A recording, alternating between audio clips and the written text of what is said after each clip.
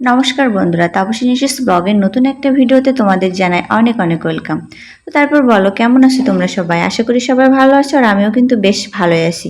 তো চলো, আজকে আমার লাইফে ঘটে যাওয়া কিছু কথা তোমাদের সঙ্গে শেয়ার করব। তো স্কিপ না করে তোমরা পুরো ভিডিওটা কন্টিনিউ করতে থাকো, তাহলে কিন্তু তোমরা সবটাই বুঝতে পারবে।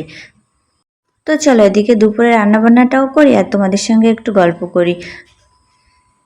আমি খুবই সাধারণ আর ছোট্ট একটা মধ্যবিত্ত ঘরের মেয়ে। ছোটবেলা থেকে বাবা মা কোনো অভাব আমাদের বুঝতে দেয়নি। তো আমরা হচ্ছে দুই বোন, আমি বড় আর আমার বোন ছোট।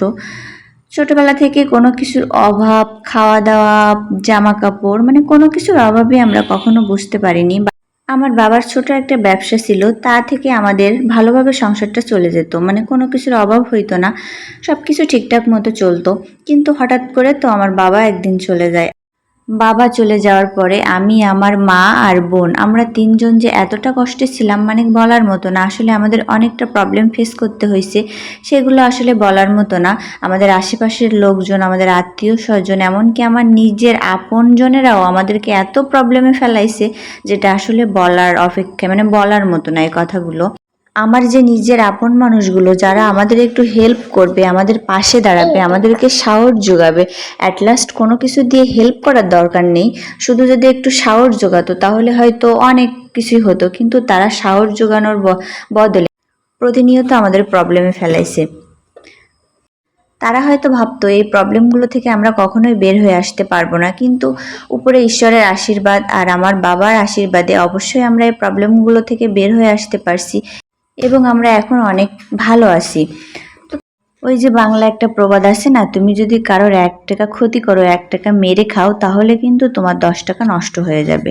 তো এটা কিন্তু একদম ঠিক কথা, এটা কিন্তু একটুও ভুল না।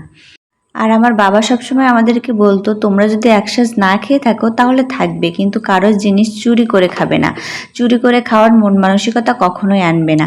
তো এইটা না, আসলে ছোটবেলার থেকে কারোর ক্ষতি করা, কারোর জিনিস চুরি করা, মানে এরকম মেন্টালিটি আসলে আমাদের ভিতরে নেই, আর এরকম মেন্টালিটি নিয়ে আমরা কখনো বড় হইনি।